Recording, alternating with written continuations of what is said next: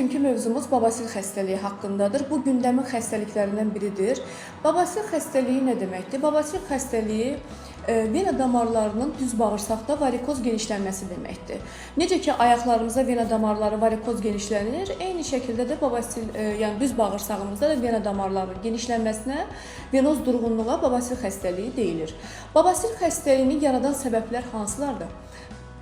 Qəbizlik, oturaq həyat tərzi, qidalanma rejiminin doğru olmaması və yaxud da ishal, yəni Kron xəstəliyi deyilən bir xəstəlik var ki, gün ərzində pasiyent 10 dəfə, 15 dəfə böyük bayıra gedir. Bu zamanda babasil xəstəliyi yarana bilər.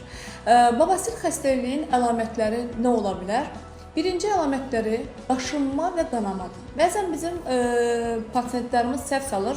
Elə bilirlər ki, qaşınma varsa bunlarda qurd xəstəliyi var. Əlbəttə biz qurdu ləğv eləmək üçün nəcis analizi verdirik pasiyentlərə və bu zaman aydın olur ki, xeyr, bunların nəcisində heç də qurd yoxdur və bunlar sadəcə olaraq babasil xəstəliyi var və babasilin birinci əlaməti oturan zaman, yəni yenə dedik, qaşınma hissinin olması, diskomfort hissinin olması, böyük bayıra getdiyi zaman defekasiya aktından sonra qanamanın olması əsas problemlərindən biridir. Daxili babasillər özləri 4 qrupa bölünürlər. Birinci, ikinci, üçüncü, dördüncü dərəcə babasillər olur. Pasiyent əgər əli ilə, barmağı ilə özlü defekasiya aktından sonra kömək edirsə, babasil içəri girməyinə kömək edirsə, bu üçüncü dərəcədir. Əgər artıq babasil düyününə kömək edə bilmirsə və bu düyün çöldə qalıbsa, bu artıq dördüncü dərəcəli hemoroiddir.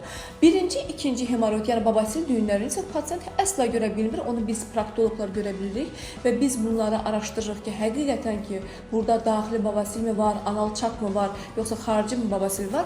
Ondan sonra ona uyğun biz dərman müalicəsi, konservativ müalicə, lazımdırsa konservativ müalicələr təyin edirik. Əgər dərman müalicəsi ilə pasiyent və diyeta ilə keçmirsə, biz onda müasir əməliyyat üsullarından başvururuq. Müasir əməliyyat üsulları deyəndə nədir?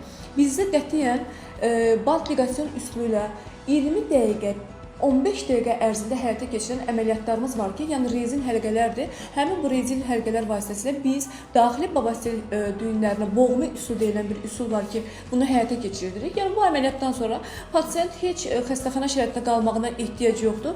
Eyni zamanda rahat, yəni evinə gedə bilər, heç bir problem yoxdur.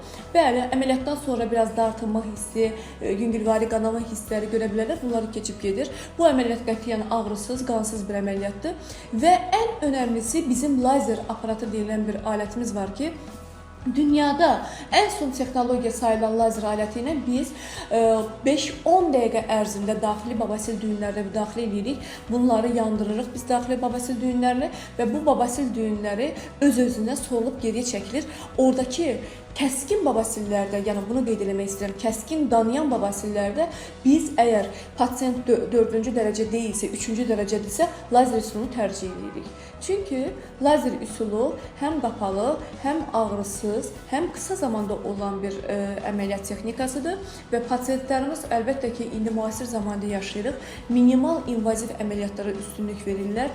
Məsələn, xəstə gəlir, deyir ki, mən istəyirəm ki, 2 gündən sonra, 1 gündən sonra işimə gedim. Bunlar üçün ən gözəl əməliyyat texnikalarından biridir.